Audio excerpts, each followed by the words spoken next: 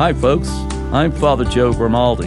You can call me Joe, and I'd like to welcome you to my podcast. But now, here's our host and friend, Ken Calvert. Hi, everybody. It's Ken Calvert, and if I seem like I've got a little extra pep in my step, it's because he's back from a week-long vacation. He took the train to Chicago, visited some friends. I got a question for you. Yeah, sure. You're a priest, a Catholic priest. The last time I checked, you are indeed a Catholic priest. From my understanding, yes. Where did you say Mass while you were on vacation? Holy Name. How was it? Well, it's nice. I think. Yeah. But did you con-celebrate then? No. All right, so You can get permission to say Mass during the week. how did the Chicagoland parishioners accept you? Very well. They're nice people. Chicago's an interesting town. I always think of it as a town for young people because young people love Chicago. Yeah. There's so much activity. There's so many things to do. And so it's a fun place for young people. Matter of fact, I have a feeling so many people from Detroit, young people, are there now. Yeah. Right? They get their jobs there and they like to stay there and so on. But, they come back. Well, it's a monster city, less than 4 or 5 hours from us, so people certainly get excited about the opportunity to live in a big city and still be able to come back home and visit with their family and Yeah, it was friends. an exciting city. Matter of fact, one of the tours I did was to take they call it the architectural tour. Mm-hmm. So you get in a boat and you go through the river, the Chicago River, and so on. Yeah. And you see all of the interesting and very different one from another architectural works that are in the city itself. And they're fascinating.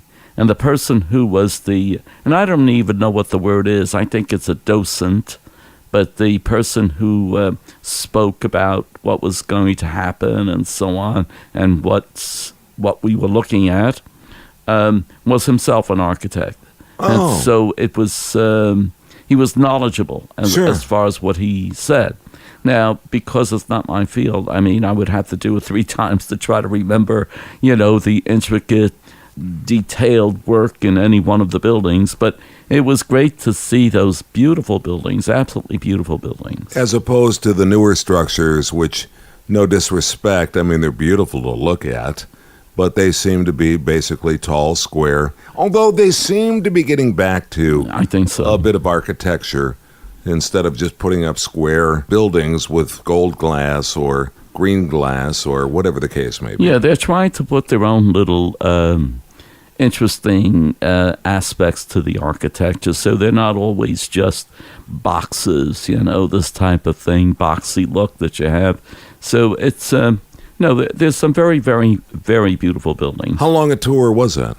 It was only about an hour and a half, but Yeah. it's worthwhile. It Yeah. really is. So, when we think about some of the architecture here in Detroit, we think about Albert Kahn and so many of the buildings that he had a part in and designed. The Fisher Building is one of the hallmarks of his creations. No, I think we have quite a few retro, if you want, a lot of beautiful buildings in Detroit that seem to be coming back to life now. Yeah. Because they're being touched up a little bit here and there. Right. I do like the color schemes that they're putting on these at night. Yeah. I think that just sort of brightens and lightens up the city, don't you? It does. And it's interesting to see them take the dust off, if you want, and bring the building back to life. Now, you know, in Chicago, they're also famous for their food, and especially Italian food. Well, interestingly enough, I didn't have one Italian meal when I was there. I did, not one. I realized that, when you speak about Chicago going back into the 20s, and you have a lot of Italian influence in the food, and good restaurants, excellent restaurants, but I missed that one. I'll have to do it some other time. You know, one of the things that we put up while you were on vacation was we reintroduced you. It was like Meet Father Joe Grimaldi, Part 1, all over again. Our very first ever podcast. And people just, boom, exploded. And by the way, we want to thank Dan Malloy and the Michigan Catholic for a fabulous piece. I think he did a great job. He really did. All of a sudden, I looked at our numbers in terms of podcasting numbers, And we want to thank all of the new listeners. So thank you so very, very much for the help, the publicity, and to the new followers of the Father Joe podcast. Yeah, certainly we welcome you, and we are appreciative of your listening. Absolutely. Now, getting back to the fact that you were on vacation, you took a train, and you also had the opportunity to listen to a couple of podcasts. And you've said this before, you're not a big fan of your voice, but I think you do a great job, very calming sound that Father Joe brings to the podcast.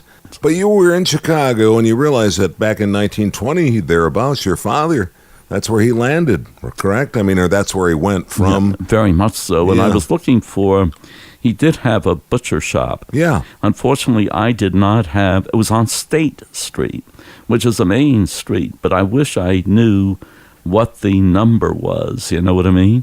The address was. And I have a feeling I could find that, but I never really took enough interest to really look it up seriously.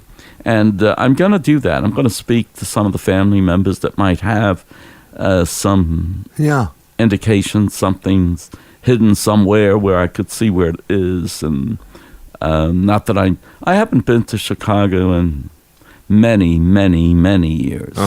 This was the first time in a long time. But being with friends, we were just, confined to a certain area, which was the downtown area. They live in a very beautiful, beautiful place. The Water Tower Building, which is right across from John Hancock. Yeah. And one of the interesting things that came up was that they're trying to change the name of the John Hancock Building.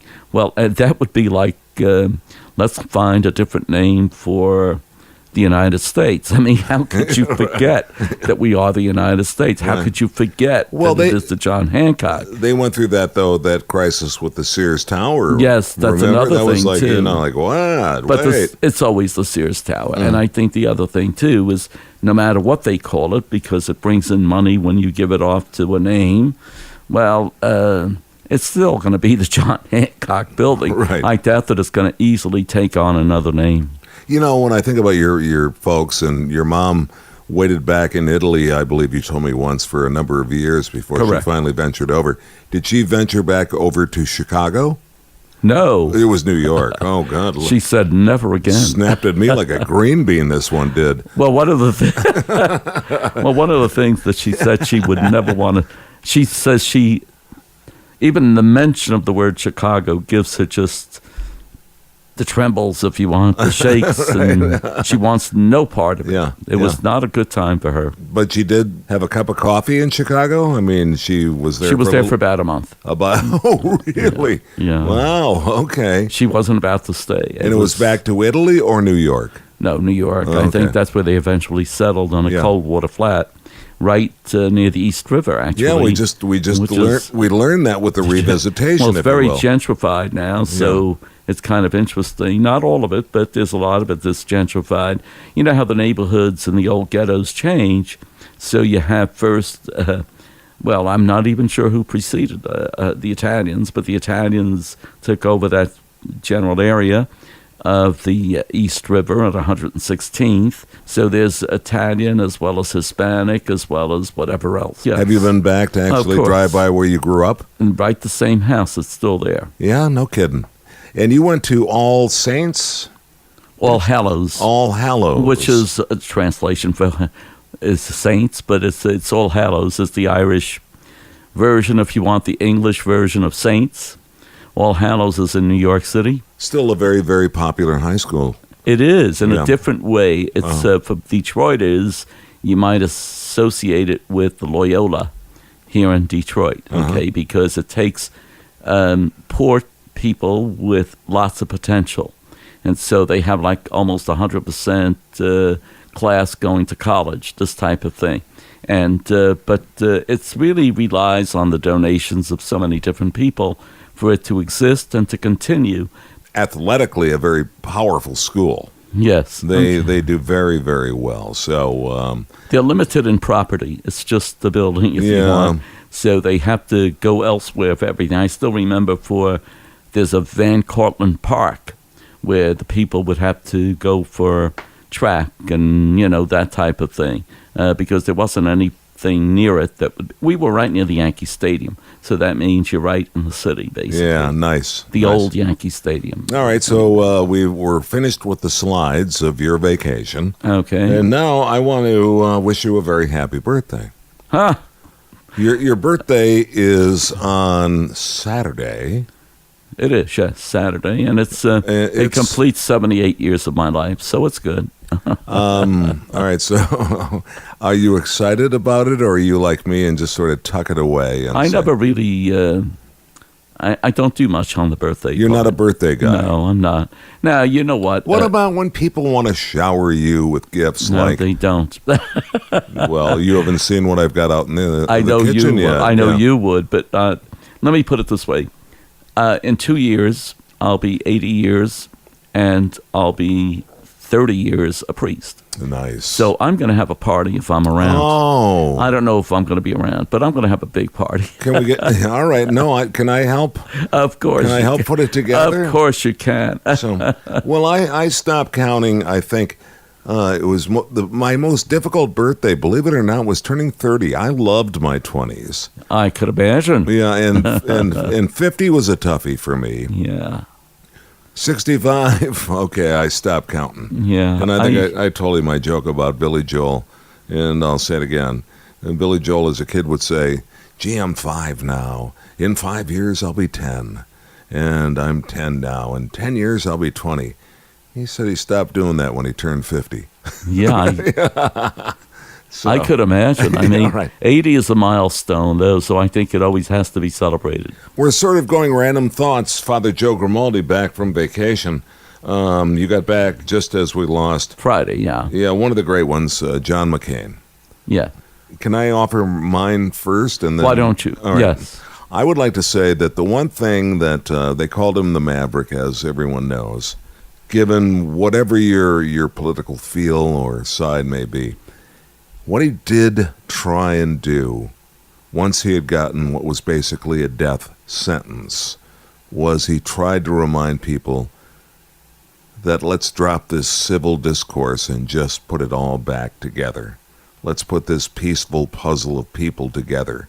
And I hope for whatever reason that it isn't just 1 week of us celebrating the ability to get back together and like one another again.